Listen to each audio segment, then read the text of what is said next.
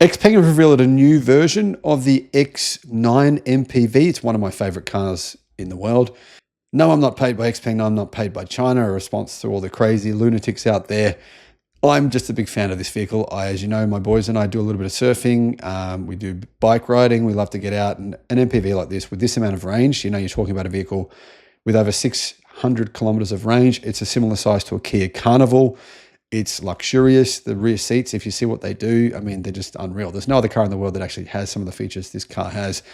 It's also made in two pieces. It's the only large vehicle this size in the world made in two single massive gigacasting pieces. The rear piece is a 12,000 ton stamped piece using a stamping machine that is similar in size to what Tesla used for the Cybertruck. But unlike the Cybertruck, for the front, Xpeng use a massive stamping piece that is from a 6,000 ton machine. And that means this is one of the lightest weight vehicles in the world this size. Here are the new details. Unfortunately, the price has gone up by $5,000, but apparently it's going to be a lot better. Hello, my friends. Welcome to the channel. It's great to have you with us. Thanks for tuning in. Let's get straight to it. Xpeng, what are they talking about here? Why is it worth the extra $5,000? First of all, apparently it has more standard equipment. So that's what Xpeng are saying. I don't know the full exact details of that equipment yet. We'll know next week. I'll be at the Xpeng launch, hopefully next week in China. Well, actually in Hong Kong. Anyhow, what do we know? Well, it has rear wheel steering.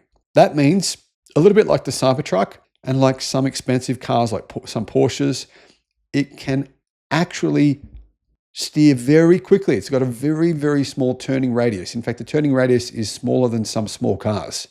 That rear wheel steering means that it's not going to feel like you're in this huge vehicle. It's going to be very, very maneuverable. And honestly, I love this feature. I've talked about how I love this feature on the Cybertruck and how it is really a game changer when you've got a big vehicle to have a small turning radius.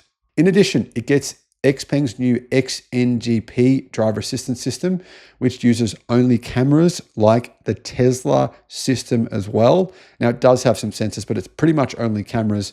So that apparently works extremely well in China. Outside of China, I haven't tested it yet. As you can see, it looks pretty much the same as the previous version, which is a good thing. I think it's one of the best looking MPVs.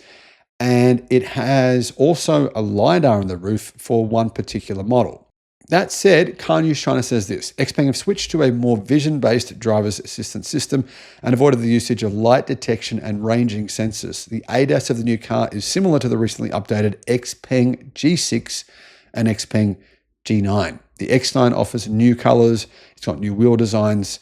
The colors, guys, having a look at these colors, I'm actually a big fan of the looks like a gunmetal gray color, like a gray silver type color.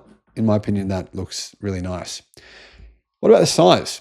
It's 5.3 meters long, 5,293 millimeters, but it's also quite wide. It's 1,988 millimeters wide, just nearly as wide as a Ford F-150.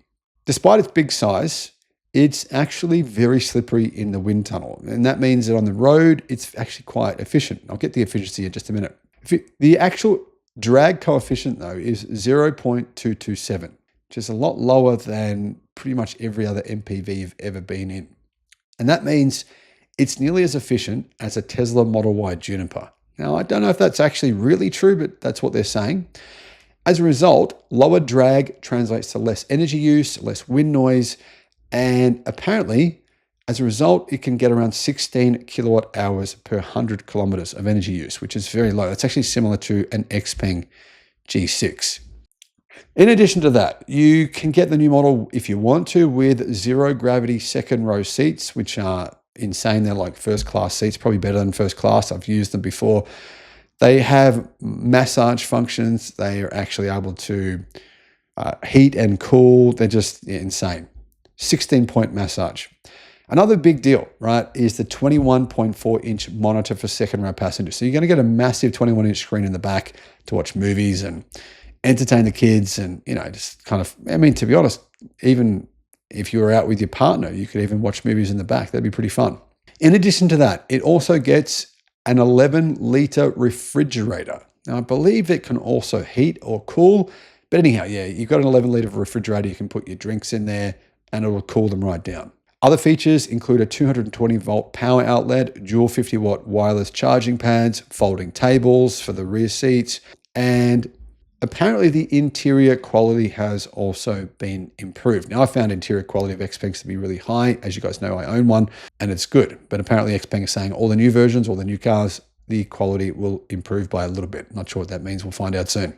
Power. How much power does it have? Well, the rear-wheel drive version, which obviously has the most range, has 235 kilowatts, which is 315 horsepower.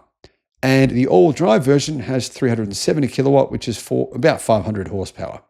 Pretty much the same power as the previous version. What about range though?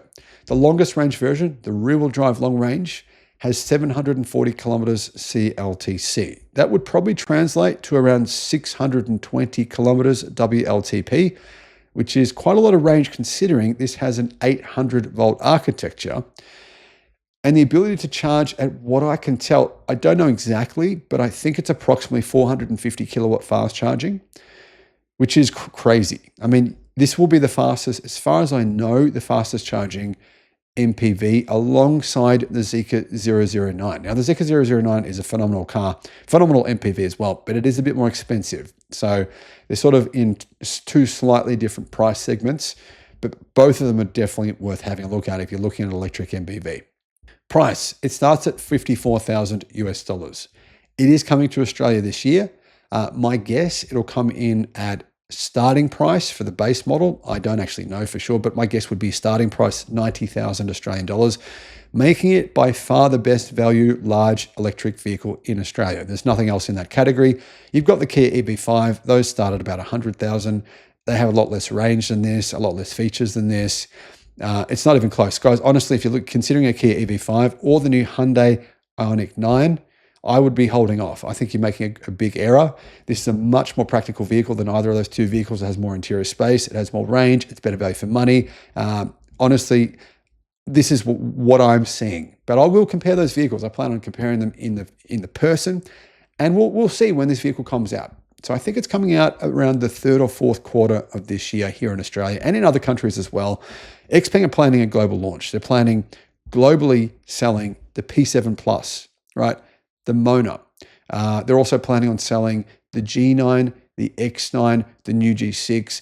There's going to be a range of different vehicles coming as global vehicles, right-hand drive. They're making a big focus on right-hand drive vehicles, which is going to be really good for consumers looking for great value for money cars. Guys, what are your thoughts on this? Do you like it? Do you not like it? Let me know what you think in the comments.